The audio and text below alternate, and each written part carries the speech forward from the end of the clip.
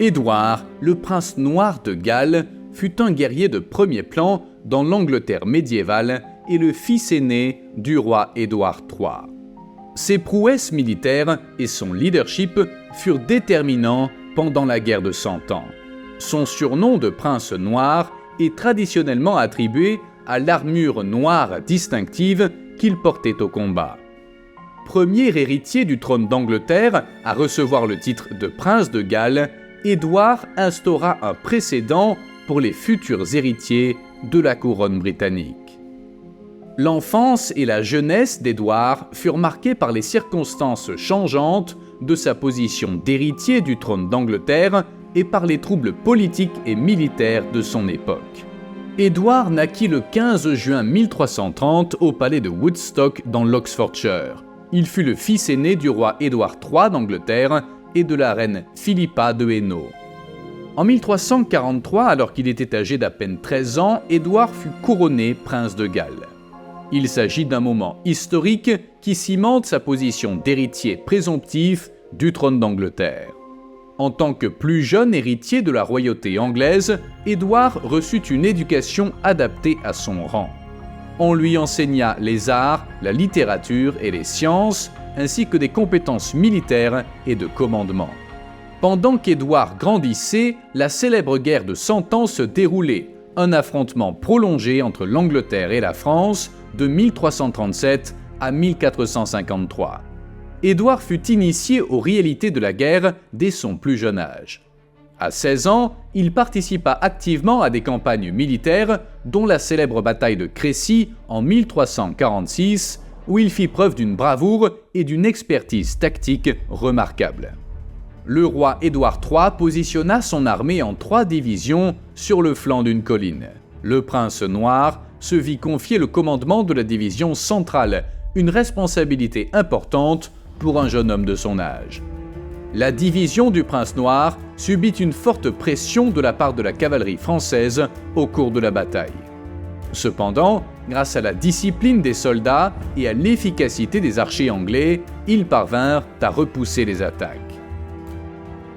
Alors que la bataille atteignait son point le plus crucial et que les chances de succès du prince noir étaient énormes, Édouard III, son père, fut pressé d'envoyer des renforts pour sauver le prince. Le roi refusa, espérant que son fils acquiert de l'expérience au combat et prouve sa valeur. Bien qu'en infériorité numérique, le prince Édouard survécut et en fin de compte, les Anglais remportèrent la bataille. Le rôle de chef du prince noir en tant que commandant et guerrier établit sa réputation de chef militaire digne de ce nom. Après la victoire de la bataille de Crécy en 1346, le roi Édouard III d'Angleterre concentra ses efforts sur Calais, une importante ville portuaire française et une forteresse sur la Manche. S'emparer de Calais serait une décision stratégique clé, car cela permettrait à l'Angleterre de prendre pied sur le continent et de disposer d'un point d'entrée pour ses futures campagnes en France. Le siège de Calais se déroula de septembre 1346 à août 1347 et Édouard le prince noir joua un rôle fondamental pendant le siège. Pour éviter une prise d'assaut directe qui aurait causé de lourdes pertes aux Anglais, Édouard III opta pour un siège prolongé, s'attendant à ce que la ville se rende à cause de la faim et des pénuries. Le prince noir et d'autres commandants participèrent aux opérations quotidiennes du siège, garantissant qu'aucune aide ne parviendrait à la ville assiégée. Après la reddition de Calais, la ville resta sous contrôle anglais pendant plus de 2 siècles, jusqu'en 1558. La bataille de Winchelsea fut un engagement naval qui eut lieu le 29 août 1350 entre une flotte anglaise commandée par le roi Édouard III et une flotte castillane. Il s'agit de l'une des nombreuses querelles maritimes entre l'Angleterre et l'Espagne pendant la guerre de Cent Ans. Édouard, le prince noir, rejoignit son père dans l'expédition navale. La flotte anglaise, composée d'une 50aine de navires, partit de Sandwich pour couper l'herbe sous le pied des Castillans. Les Anglais affrontèrent une flotte castillane de 40 navires. Les Castillans étaient réputés pour leur capacité de guerre navale, car leurs navires étaient plus grands et mieux fortifiés. Néanmoins, les Anglais eurent recours à des tactiques audacieuses, abordant les navires castillans et engageant un combat au corps à corps. La bataille se termina par un triomphe décisif des Anglais. Ils prirent plusieurs navires castillans et en coulèrent beaucoup d'autres. La bataille de Winchelsea prouva la détermination de la marine anglaise et sa capacité à protéger ses routes commerciales et ses côtes. Elle fut également l'occasion pour le prince noir de prouver sa bravoure et ses capacités militaires dans un contexte naval plutôt que sur un champ de bataille terrestre. Une dizaine d'années après la bataille de Crécy, la bataille de Poitiers eut lieu le 19 septembre 1356. Le prince noir prit la tête d'une armée qui traversa le sud-ouest de la France, pillant et s'emparant de territoires.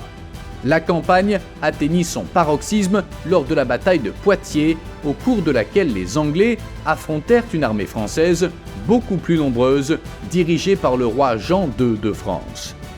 À un moment crucial de la bataille, alors que les Français se déchaînaient, le prince noir prit la décision audacieuse de lancer une contre-attaque. Il prit les Français au dépourvu et provoqua l'effondrement de leur armée. L'une des conséquences les plus notables de la bataille fut la capture du roi de France Jean II. La capture d'un monarque au cours d'une bataille était un événement rare et donnait aux Britanniques un grand avantage politique et en matière de rançon. Le mariage d'Édouard le Prince Noir se démarque particulièrement dans l'histoire médiévale par son union avec Jeanne de Kent, également connue sous le nom de Belle Demoiselle de Kent. Jeanne était issue d'une noble lignée, puisqu'elle était la cousine du prince noir et qu'elle était connue pour sa beauté exceptionnelle. Le mariage fut apparemment une union d'amour et de respect mutuel, ce qui était plutôt inhabituel pour les mariages nobles de l'époque, qui se réalisaient souvent pour des raisons politiques ou territoriales. Après de remarquables succès militaires, notamment aux batailles de Crécy et de Poitiers, il fut nommé par son père le prince d'Aquitaine et de Gascogne en 1362. La présence et les actions du prince noir en Aquitaine constituèrent un élément crucial de la guerre de Cent Ans et de sa carrière militaire et administrative.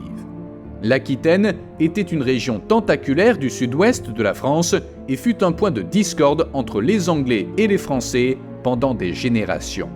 Le règne du prince noir ne s'est pas toujours déroulé sans heurts. Il se heurte à la résistance de certains segments de la noblesse locale, fidèles à la couronne de France ou hostiles à l'autorité anglaise.